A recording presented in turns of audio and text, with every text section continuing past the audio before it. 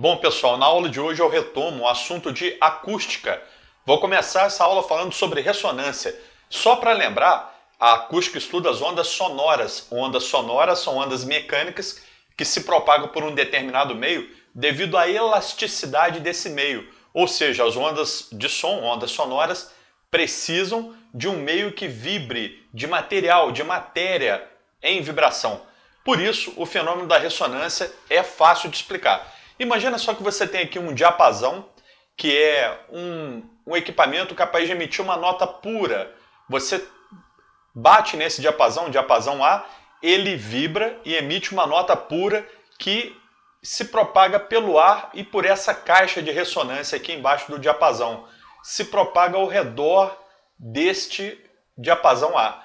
Ou seja, a onda sonora que esse diapasão emite vibra as moléculas desse meio e chega até o diapasão B e faz também vibrar o diapasão B na mesma frequência do diapasão A.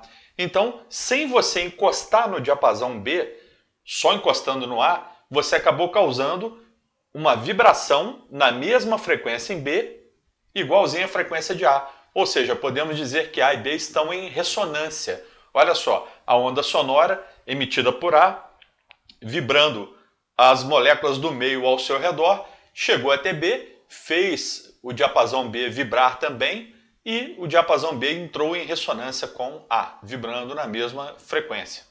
Esse é o fenômeno da ressonância, muito comum, acontece direto aí no nosso dia a dia. Batimento. Batimento é interessante, pessoal. O batimento ocorre quando tem interferência de ondas sonoras, mas de frequências ligeiramente diferentes. São frequências parecidas. Então, observe nessa primeira figura aqui a representação de duas ondas com frequências ligeiramente parecidas, ligeiramente diferentes, né? Frequências parecidas. Aí o que acontece? A interferência entre essas duas frequências parecidas, né, apenas um pouco diferentes, causa regiões onde há interferência construtiva e regiões onde há interferência destrutiva. O que causa isso? A superposição dessas ondas ligeiramente diferentes, frequências ligeiramente diferentes. Então, observem bem, você tem aqui uma onda representada com a frequência F1 e outra com a frequência F2. Onde cristas e vales dessas duas ondas se superpõem, você tem regiões de interferência construtiva. Aqui tem uma, mais outra, mais outra. Onde há superposição de vale e crista, são regiões de interferência destrutiva. Então, como o batimento se apresenta para uma pessoa que está escutando esse fenômeno ao longo do tempo? Olha só, a pessoa está aqui, a orelha da pessoa, ao longo do tempo, ela vai ouvir som, silêncio, som, silêncio. Ou seja, ela vai ouvir uma sucessão de ondas, combinando, o efeito dessas ondas combinadas causa som e causa silêncio. Som e silêncio. Esse é o batimento, utilizado por músicos para afinar instrumento. Os músicos têm um instrumento com uma frequência já definida, fazem batimento com outro instrumento que você quer afinar em relação a esse. Quando o batimento acaba, o músico afirma que os dois instrumentos estão afinados, estão tocando notas na mesma frequência. Por quê? Quando as frequências são ligeiramente diferentes, ainda ocorre o batimento. Ocorre então som, silêncio, som, silêncio. O músico escuta isso. Quando não ocorre mais o batimento, as frequências são iguais, um instrumento está afinado em relação ao outro. Agora, se algum dia alguém te perguntar qual é, né, a frequência de um determinado batimento, você pega a frequência maior menos a frequência menor, ou seja, F2 menos F1, e calcula a frequência do batimento aqui, ó. Esse batimento aqui que eu coloquei para vocês é até onde o ser humano distingue, 7 Hz. Quando nós estamos no batimento com essa diferença F2 menos F1 igual a 7 Hz, nós conseguimos distinguir como batimento. Quando isso cai, a gente já não distingue mais, para nós o batimento acaba. Difração é um fenômeno de ondulatória que eu já expliquei anteriormente. Através da difração, a onda consegue ou passar através de orifícios ou frestas ou contornar obstáculos. Como assim? Lembre-se, olha só, quando uma onda luminosa, por exemplo, encontra um orifício, uma fresta, ela passa por esse orifício e se espalha do outro lado do orifício. Ou seja, cada ponto de uma determinada frente de onda se comporta como uma nova fonte de ondas. Essa é a definição de difração pelo experimento de Huygens, nós vimos isso anteriormente, aliás, pelo experimento de Thomas Young, vimos isso acontecendo, e pelo princípio de Huygens, que é essa ideia de cada ponto de uma frente de onda se comportando como uma fonte de outra onda, a difração se explica. Para o som, isso aí é mais acentuado. Por quê? Imagine, por exemplo, esse fenômeno aqui. Ó. Você está numa calçada e escuta o ruído de um carro que você ainda não viu. Ou seja, a luz que transporta a informação deste veículo, da cor dele, da existência dele em si, não chega até os seus olhos. Porque para acontecer difração com a luz, o obstáculo tem que ser da ordem do seu comprimento de onda ou menor que o comprimento de onda, que é muito pequeno. Então a difração da luz acontece, por exemplo, em furos pequenos, em lâminas afiadas, em pequenas bordas. Coisa pequena. O som já tem um comprimento de onda muito maior. Então acontece que você não enxerga o carro, mas ouve o ruído dele, o ruído de uma ambulância, de uma buzina, porque as ondas sonoras têm comprimento de onda muito maior que a do som. Então, obstáculos grandes ou frestas grandes também permitem a difração do som.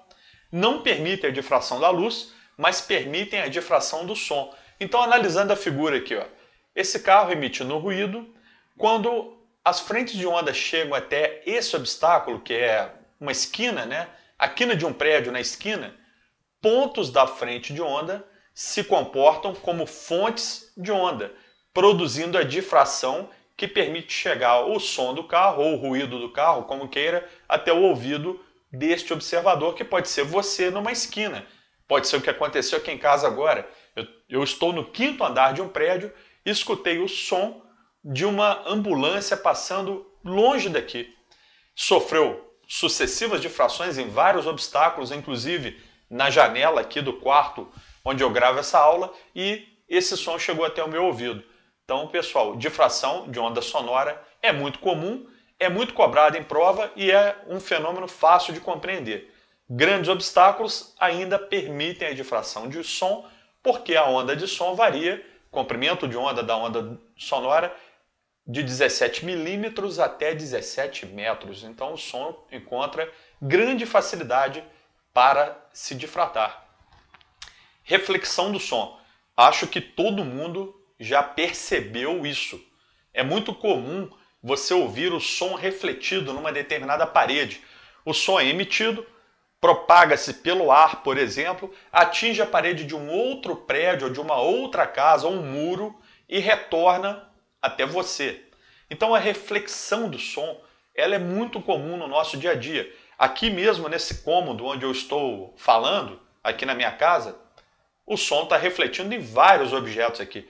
Parede, chão, teto, armário, em mim mesmo. Então aqui está acontecendo reflexão do som para todo lado. Agora, é interessante você lembrar que na reflexão tem algumas coisas que nós precisamos recordar. A reflexão do som ocorre com inversão de fase. O som encontra um obstáculo, por exemplo, como essa parede, inverte a sua fase e volta até você, por exemplo. Você emitiu o som refletiu na parede e voltou. Com inversão de fase. Parede sólida, né? Ocorre inversão de fase dessa onda. Agora, o que não muda? Não muda período, nem frequência, nem velocidade, nem comprimento de onda. Então, o som que é incidente e o som refletido, a única coisa que ocorre aqui na reflexão é inversão de fase. No caso, o resto todo se comporta como você estudou para a luz. Não muda frequência, nem velocidade, nem comprimento de onda, nem período, nem nada disso. Então, para o som, acontece esse fenômeno. O som é emitido, se propaga por um meio elástico, um meio material, toca um obstáculo e retorna até o observador que está estudando a reflexão do som. Muito comum. Agora, é interessante entender que a reflexão do som ela é percebida pela orelha humana, né, pela audição do ser humano, de algumas formas diferentes. Essas formas elas são curiosas, são interessantes, e eu acho que todos nós já ouvimos isso. Observe bem, reverberação. Interessante, quando você entra num ambiente vazio, por exemplo, um apartamento com uma sala grande, vazia, desocupada. Você vai conhecer um apartamento que você quer alugar ou quer comprar, você fala alguma coisa com a pessoa que está com você, um corretor e tal, o som chega até você de uma maneira estranha. E quando você não tem conhecimento físico, você fala, ó, esse apartamento tem eco aqui dentro. Ó, eco é outra coisa. O que está acontecendo ali é reverberação. Por quê? É porque quando nós emitimos um som, ou quando recebemos um som, desculpe, a sensação sonora que ele causa em nós, ela perdura por 1/10 de segundo, 0,1 segundo. Então, quando você recebe um som, o seu cérebro, a sua orelha, o seu ouvido trabalha ali e durante 0,1 segundo esse som perdura na sua mente, no seu sistema. Então, 0,1 segundo é esse tempo de persistência acústica, 0,1 segundo. Agora imagine que nesse tempo o som que você emitiu vá até um obstáculo e retorne até você. Então observe bem, você emitiu um som, ele propagou pelo ar, foi até uma parede do apartamento vazio, por exemplo, e voltou até você. Mas voltou num tempo menor do que 0,1 segundo. Então, o que isso causa? Qual é a sensação que ele causa no seu ouvido? É a reverberação. É como se fosse um prolongamento do som inicial que você emitiu. Porque você emitiu um som que foi até uma parede e voltou até você. Então, a primeira sensação sonora que você teve ao falar, por exemplo, ainda está perdurando no seu ouvido.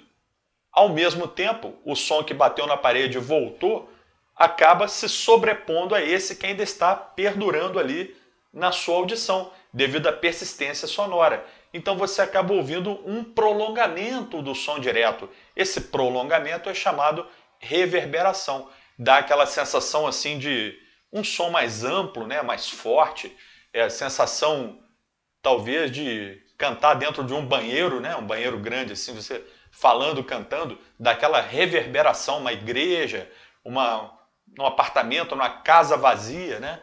E a gente, quando é criança, acha que isso é o eco, mas o eco é outra coisa, até mais fácil de entender. A reverberação você emitiu o som, a sensação ainda está na sua mente e o som retorna através da reflexão num obstáculo. Essa sensação que ainda está na sua mente se sobrepõe à nova sensação do som retornando e causa em você a ideia da reverberação. O eco é outra coisa. No eco você emite, por exemplo, essa sílaba aqui, um oi. Tá? Esse oi se propaga até um obstáculo mais distante e volta. E para isso acontecer, o tempo tem que ser maior do que 0,1 segundo. Como assim? Que tempo é esse? É o tempo entre o som direto, esse som que você acabou de emitir, e o som refletido. Imagina assim, ó, exagerando, tá? Imagina que você emite um som, ele se propaga meio segundo indo até um obstáculo, bate lá e volta mais meio segundo. Ou seja, o som se propagou 1 segundo pelo ar. 1 segundo é maior do que 0,1 segundo. Bem maior, 10 vezes maior. Então o que vai acontecer é o seguinte, você vai ouvir o eco, que é a repetição nítida daquela sílaba que você emitiu. Não é a reverberação. A reverberação é um som sobre o outro.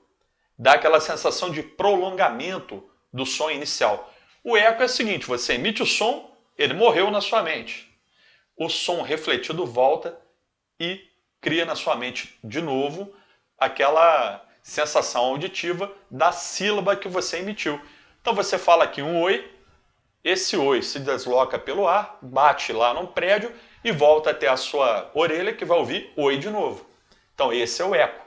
Acho que todo mundo já vivenciou esse fenômeno acústico, né? Então isso acontece a partir de um tempo total de deslocamento do som pelo ar maior que 0,1 segundo, na ida e na volta.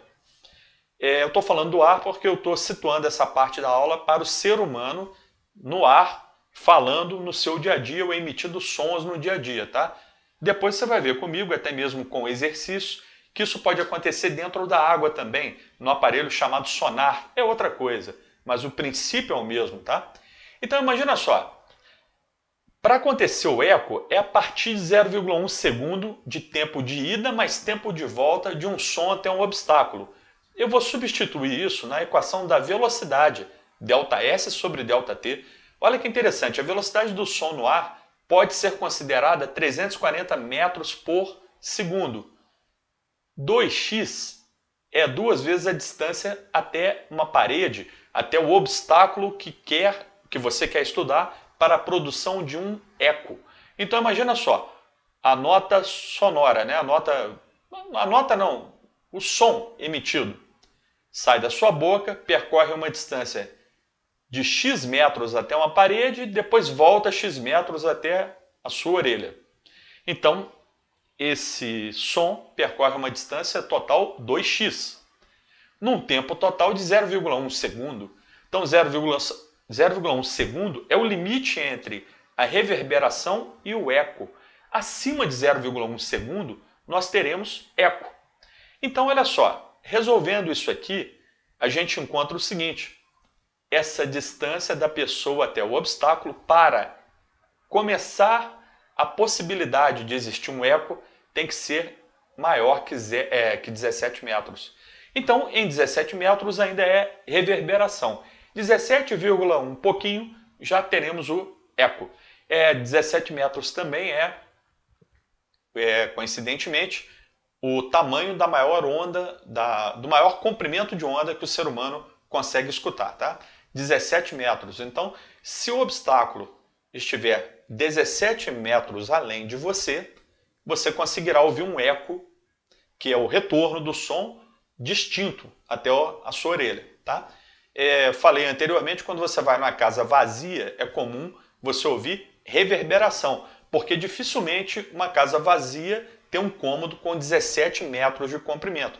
Pode até existir, não é muito comum, né? Principalmente a gente que mora em apartamento, ter uma sala com 17 metros de comprimento, mas pode acontecer. Então, de maneira geral, tá? Para ter eco, você tem que ter uma distância entre você e o obstáculo maior do que 17 metros. Isso é para o ser humano no ar. Para outros animais, o eco já se dá em distâncias diferentes, e para outros meios, por exemplo, dentro d'água, meio líquido, o eco também é diferente, porque a velocidade da onda sonora é diferente dentro d'água. Sonar. Sonar é um aparelho impressionante, pessoal. O sonar ele pode ser colocado em embarcações para determinar, por exemplo, a distância do barco até o fundo do mar sem ter, por exemplo, que jogar uma âncora até lá embaixo e medir o tamanho da corrente dessa âncora até o fundo. Ou seja, o sonar é algo que mede uma distância sem usar um objeto sólido do barco até o fundo, que é impossível, né? Porque um barco em alto mar, por exemplo, navega aí em águas de mais de 5.000 metros de profundidade. Já imaginou? Você jogar uma âncora de 5.000 metros de profundidade e depois contar o tamanho da corrente para ver até onde é o fundo? Não existe isso. O que existem são sonares. Sonar, ele emite um ultrassom dentro d'água. Ultrassom é som de frequência que o ser humano não ouve. É acima do 20.000 Hz. É frequência mais alta do que a gente consegue ouvir. Esse ultrassom toca, por exemplo, o fundo do mar, depois retorna até o barco. Usando aquela equação anterior, ΔS sobre ΔT, que eu te mostrei, o computador do barco, hoje em dia o sonar é todo computadorizado, ele calcula a distância do barco até o fundo. Também é muito utilizado como instrumento para pesca, né? Tem grandes cardumes, eles são capazes de refletir a onda sonora dentro d'água. Então o barco consegue calcular a distância entre a embarcação e o cardume usando sonar. Sonar é mais um dos equipamentos que foi desenvolvido em tempos de guerra. Na Segunda Guerra Mundial, o sonar foi essencial para a batalha no mar, batalha de navios contra submarinos, então, ou de submarino contra navio, embarcações que utilizam onda sonora para calcular distância dentro da água, tá? Intervalo acústico entre dois sons. Aqui, pessoal, é para aquela galera que gosta mais assim de música, que estuda música. Eu adoro música, mas não é o meu caso. Eu nunca consegui estudar música, tá? Mas eu só vou falar aqui de algo que os livros trazem e é bom a gente saber e faz parte do programa de física do ensino médio. O intervalo acústico entre dois sons é a divisão da frequência maior pela frequência menor desses dois sons. Então você tem duas notas musicais diferentes. O intervalo entre elas é F2 dividido por F1, com F2 maior do que F1. Então você pega uma nota, sei lá, com frequência 800 Hz, outra com frequência 400 Hz, divide uma pela outra e acha o intervalo acústico igual a 2. Se esse intervalo acústico for igual a 2, o pessoal que estuda música diz que o intervalo entre os dois sons é de 1/8, né? Então, esse intervalo acústico entre duas frequências, quando ele é de 1/8, a frequência maior é o dobro da frequência menor. Então, F2 por F1, quando é igual a 2, o intervalo entre eles é 1/8. Estudado pela galera da música que eu admiro muito, mas nunca tive, digamos assim, a oportunidade de estudar. O intervalo acústico é uma grandeza física adimensional, tá? Ou seja, é um simples número sem unidade. Por quê? Porque ele é a divisão de duas frequências. Então, Hertz por Hertz desaparece da conta e o intervalo acústico sai como um número puro, no exemplo aqui, I igual a 2. Nível sonoro. Aí é interessante, pessoal. Para você entender nível sonoro, tem que lembrar do que é a intensidade de uma onda. A intensidade de uma onda é a potência dividido pela área por onde essa onda se propaga. Essa é a intensidade da fonte também de uma onda. Então, a intensidade de uma fonte de som é a potência dessa fonte dividido por uma área de uma superfície esférica imaginária por onde esse som atravessa no ar, por exemplo. Essa é a intensidade de uma onda. A intensidade do som, por exemplo, a intensidade da luz, então potência sobre área. Mas entenda bem, quando o som chega até o nosso ouvido, nós temos uma sensação que não é diretamente proporcional a essa intensidade da fonte, a intensidade física do som.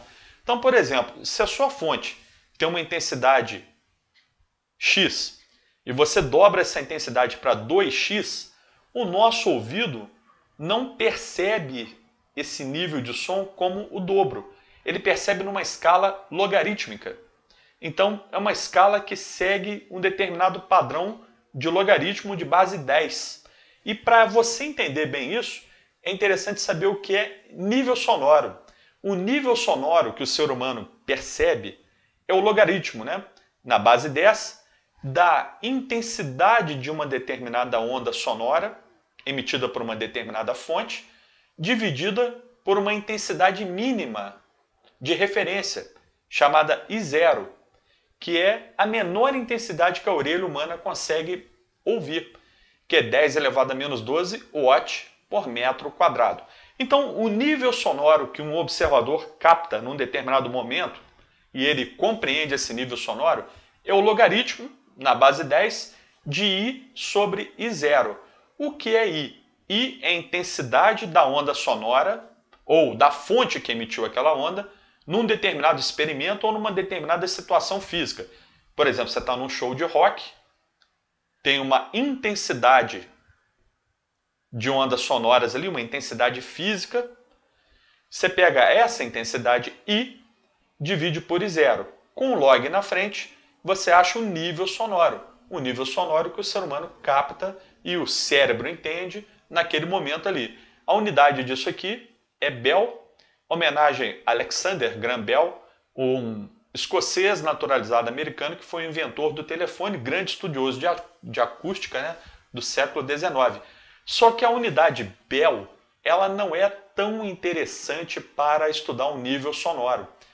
Porque o ser humano, pessoal, olha que interessante, nós conseguimos distinguir dois sons, né, dois níveis sonoros, beta 1 e beta 2. Tá? Beta é uma letra convencional para nível sonoro, beleza?